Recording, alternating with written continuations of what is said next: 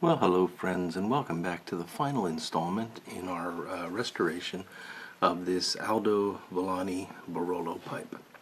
And you can see I'm pretty much done with the staining. I have not done final polishing or waxing on this yet, but I'm pretty happy with the way the color has turned out. I did a little bit more work after the last time you saw the pipe. Did a bit more sanding and layered some more stain. So it's really got a nice effect there. It's highlighting the sandblast, and I like that. The plug is not invisible. It would have been hard to make it invisible, frankly, but it blends in nicely. I mean, if you're not looking for it, you're not going to see it, and that was the intent. If we really wanted to make this an invisible blend, we really would only have two choices. We could either stain the pipe black, which I think would be a shame, or we could rusticate the pipe, and I think that would also be quite a shame, because then we lose this this nice ring grain, which I really like. So the next step then is going to be to repair this loose stem so that we can retort the pipe and get it ready for the patch inside. This is an acrylic stem, so that's important to keep in mind.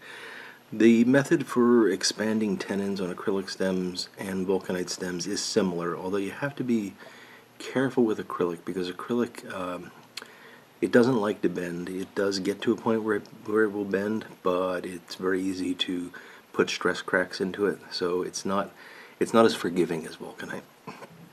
But the same basic method is used. Now there's a couple different ways that this can be done, and I'd like to talk through some of those just to give you my thoughts on the pros and cons of the various methods. So basically, you have a hole here that is too big for the thing that's being inserted into it. So you have two choices. You can either shrink the hole, or you can expand the tenon. Shrink the mortise, expand the tenon. Now, shrinking the mortise is easier said than done. I guess if we wanted to do it in a really high-end professional way, we could put an insert in there and re-drill it or something like that, but that's really not necessary for this sort of pipe. I've seen or heard of people putting super glue and nail polish and things like that inside of this to sort of thicken the walls a bit. That might work, but it's a temporary fix at best. It's certainly not going to be a long-lasting fix, and I really don't like to mess with the geometry of the mortise if I can avoid it, because as soon as you start doing that, then the stem may not fit properly. You might get light gaps and things like that. So that's not something we're going to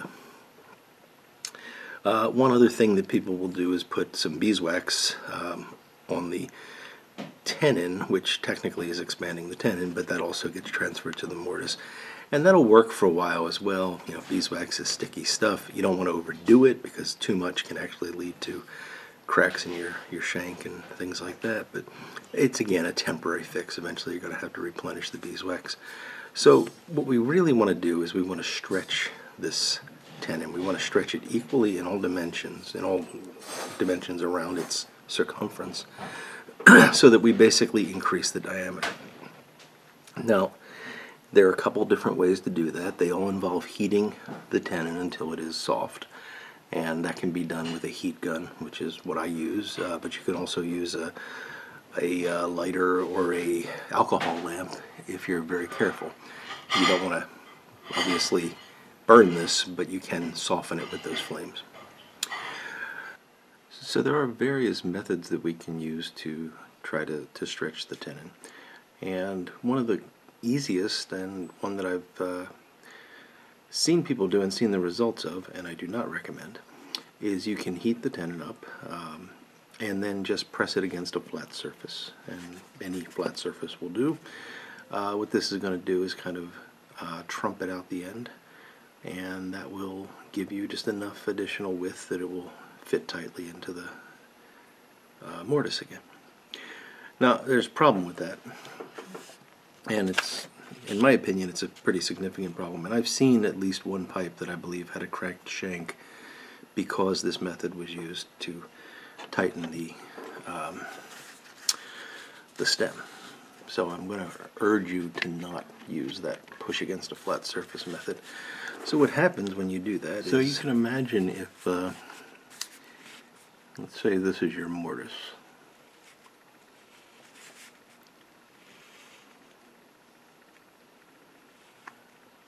Trying to draw straight walls. Okay, so let's say that's the mortise. And your tenon is actually fitting in there so that the end is sort of trumpeted out and then it narrows down. And I'm exaggerating it for educational purposes here. So what you've got there is you've got a connection that's going to be exerting a lot of force here because it's probably oversized. And then you've got nothing holding the stem in down here. And that's probably going to allow this to wiggle a little bit. If it's not fully seated, it will definitely wiggle a bit. That's causing wear at this point much more than a nice continuous contact would along this whole surface.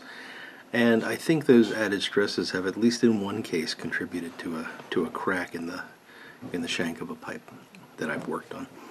And you see these sometimes more obviously trumpet shaped than others. So I do think it's not just a theoretical problem. I think it is a real problem.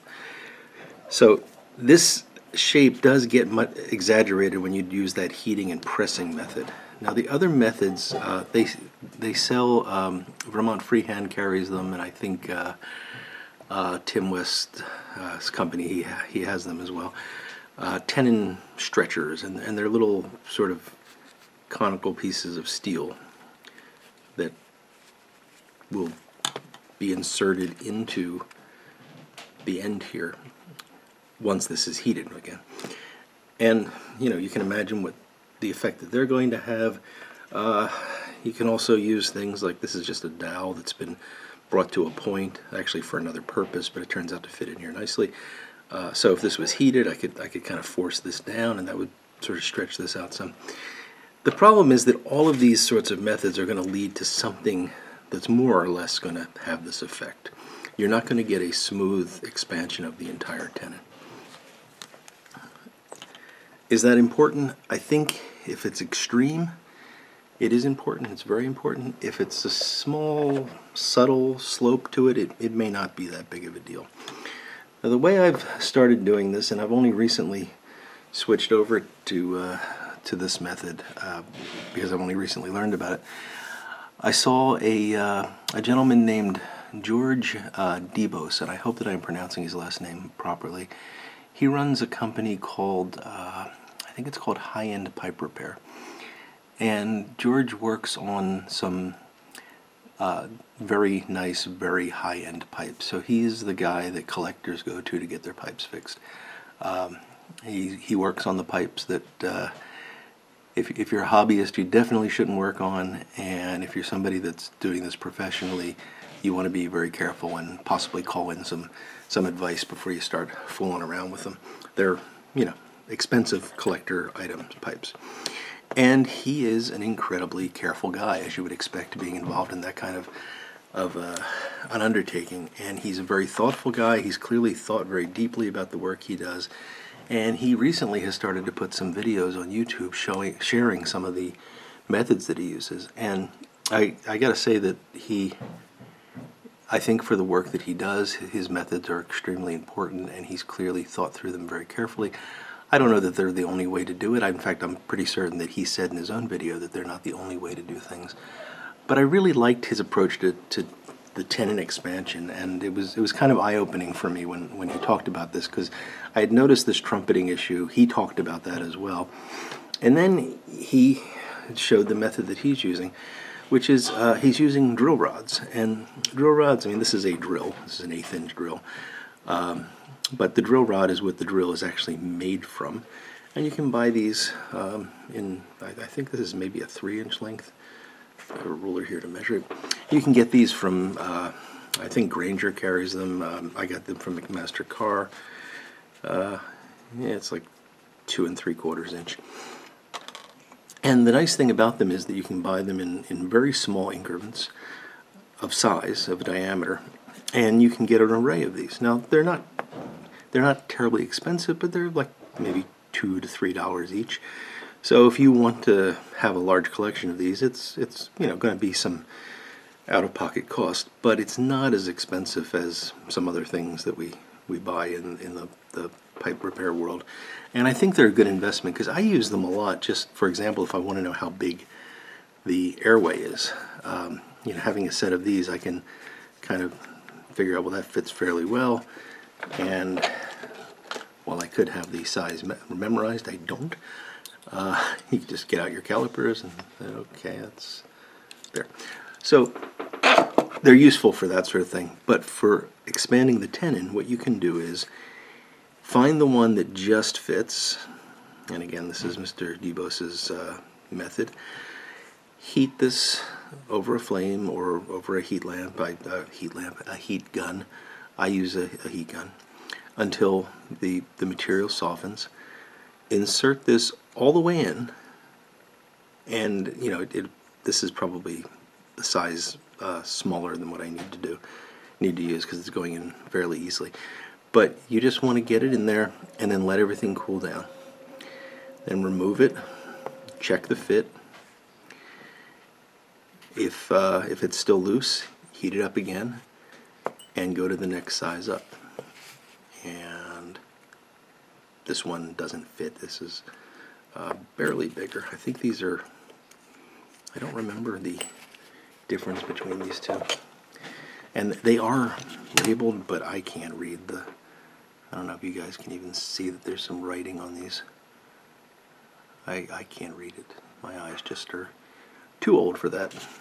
But I can read the dial on the micrometer. So this is 126, and this one is 122.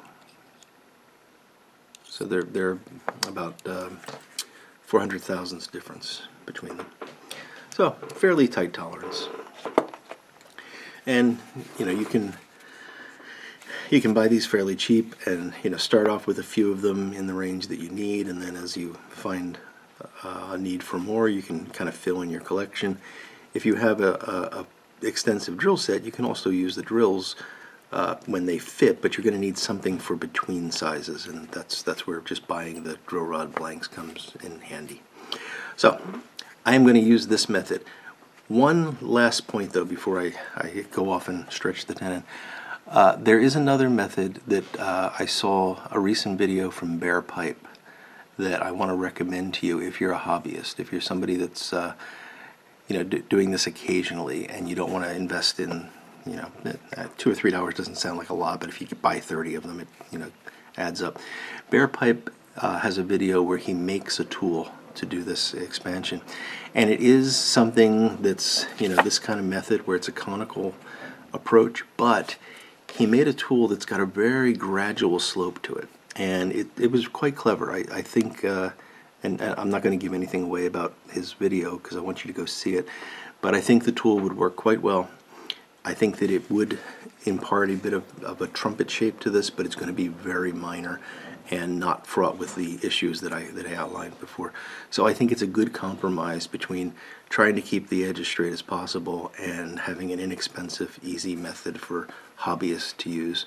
So I will link to that video below from Bear Pipe, and I highly recommend you take a look at it and see if it's something you'd like to try yourself.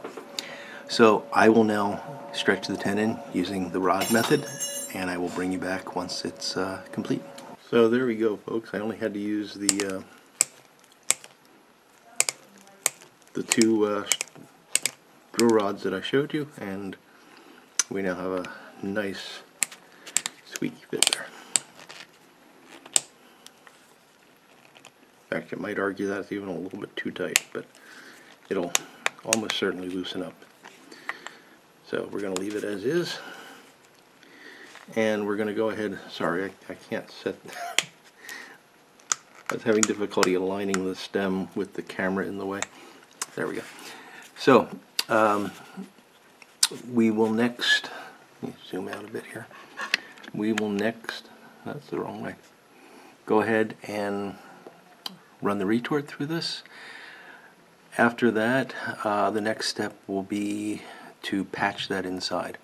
So I'll bring you back when I'm going to be starting that patch, and then we just let it set and polish it up, and we'll be ready to light up a bowl of tobacco in this pipe. So I'll be back in just a minute after the retort is done, and we'll go ahead and prepare the pipe mortar. Well, we have successfully run the retort on the pipe, and it worked fine. I mean, the inside is nice and clean now, as well as the airway, and the repair held up just fine. There was no evidence for alcohol seeping out here, so I'm very happy with that. I was a little concerned, and of course it wouldn't be the end of the world if alcohol seeped out, because we are going to do our pipe mortar now. But knowing that it's actually a watertight seal there makes me feel a lot better about the repair. So, on to the pipe mortar. Now, if you watched my Savinelli Bing's Favorite restoration, you saw a version of this, and if you did watch that, you'll remember that I showed you an application of it, and then I decided to retort the pipe, so I actually scraped that out and started over, and I did that all off camera.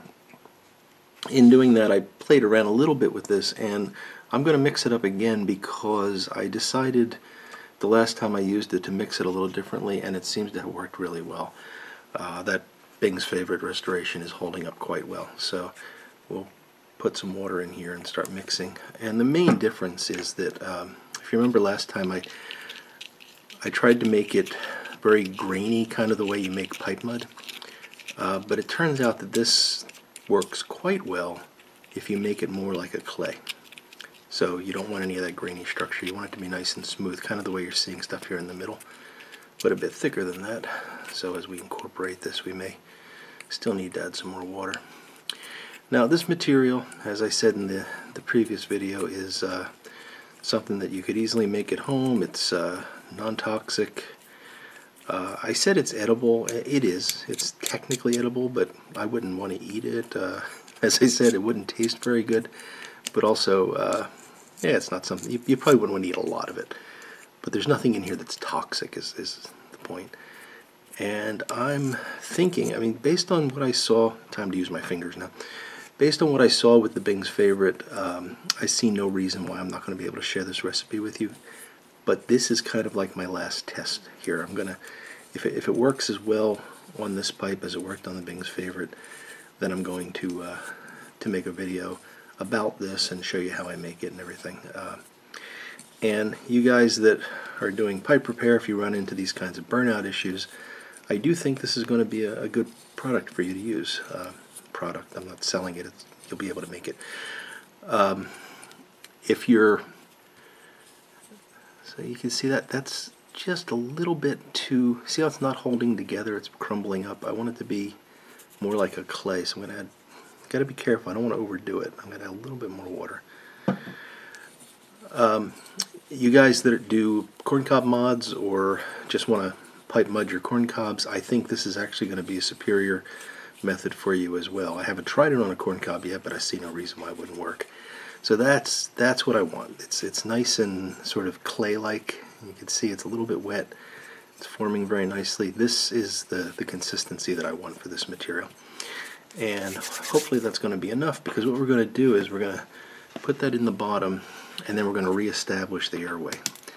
And we do have a fairly large divot down there, so I'm hoping that's enough. I think it's going to be. If not, I can always make more.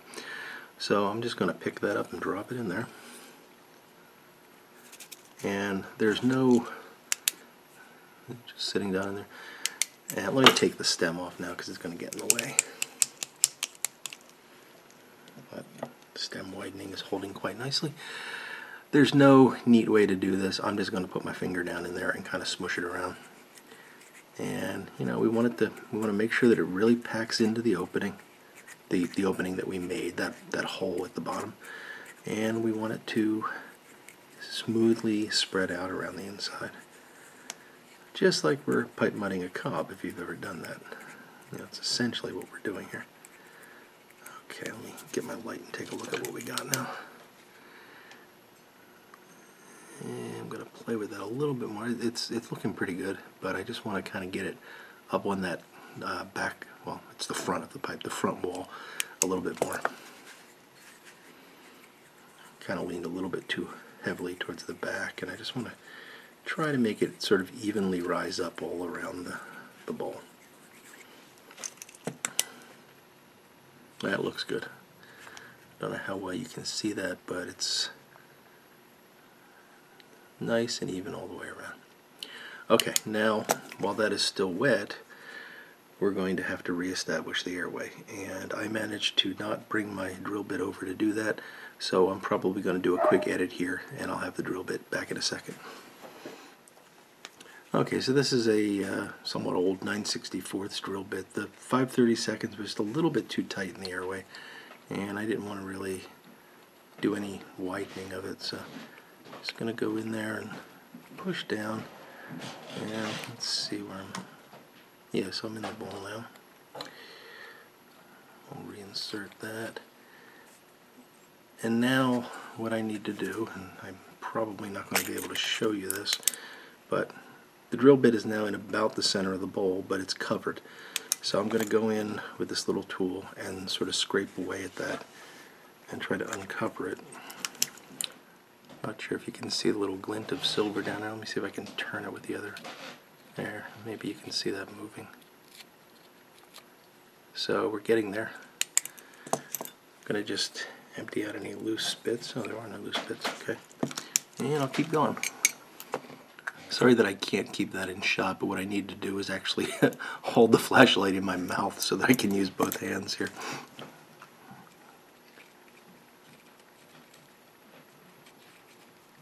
The things I do for pipe repair. Okay, so I'm going to pull out the drill bit now, and we'll take a look at what we got. And you can see it's, yeah, there's a hole down there. I want to shape that a bit better, and I'm going to do that with the tool, this little paddle tool. And again, I have to hold the thing out of shot. I apologize. And I'm just going in one more time, very carefully, kind of patting around the edges just to make sure that's nice and firm and sealed in all the way around. And there you have it. Alright, now unfortunately I managed to really get a bunch of dirt on the outside of this, so I'm going to have to clean it, but that's alright. For now, I'm just going to let that set up a bit, clean my hands, and then I'll get a damp paper towel and wipe around the outside of that. Once this sets, and I'm going to let it set overnight, sorry, I should have that in the shot somehow. There.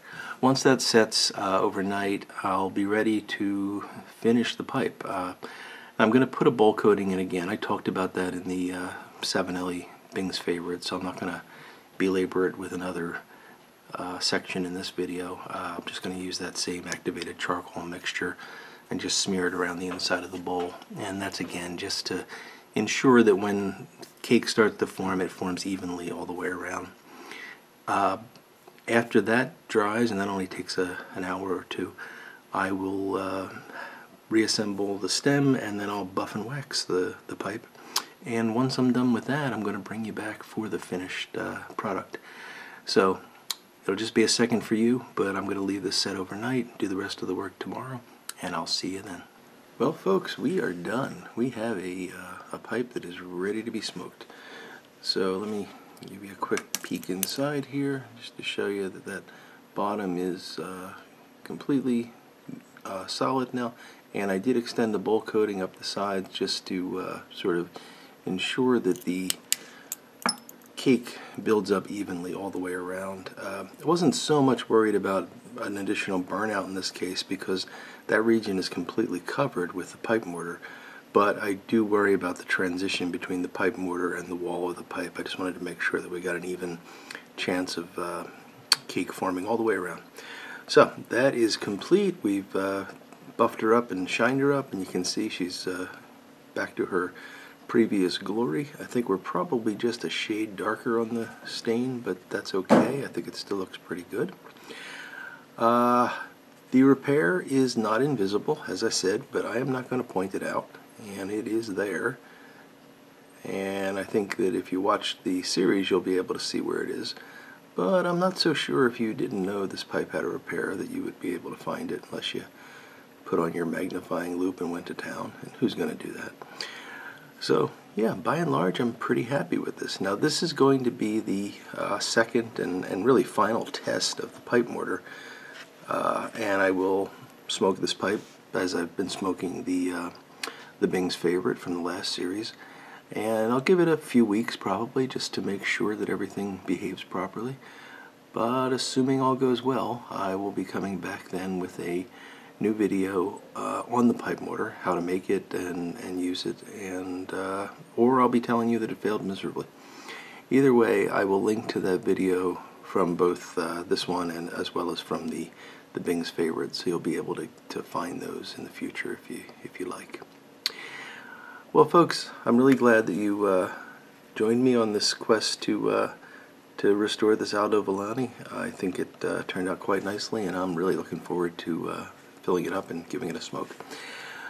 So thank you for watching. If you're a subscriber, thank you very much. If you're not, and you'd like to be updated about when new series such as this one occur, please hit the subscribe button so that you'll get those notifications.